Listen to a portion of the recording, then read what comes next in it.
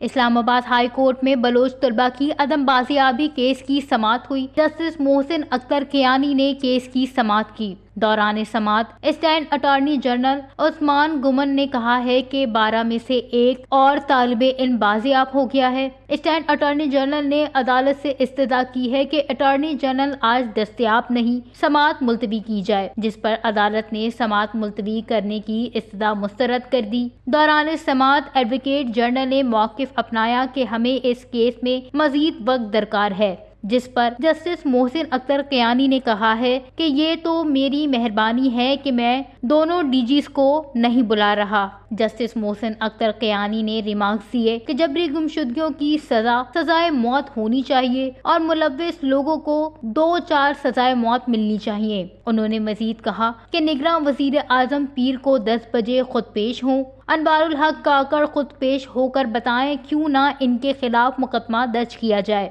बाद अज़ा Islamabad high court ने Bloch तलबा की अदम बाजियाबी केस में पीर को 10 बजे निगरान वजीर आजम अनवारुल हक काकड़ को जाती हैसियत में तलब करते हुए केस की समाअत 19 फरवरी तक मुलतवी कर दी।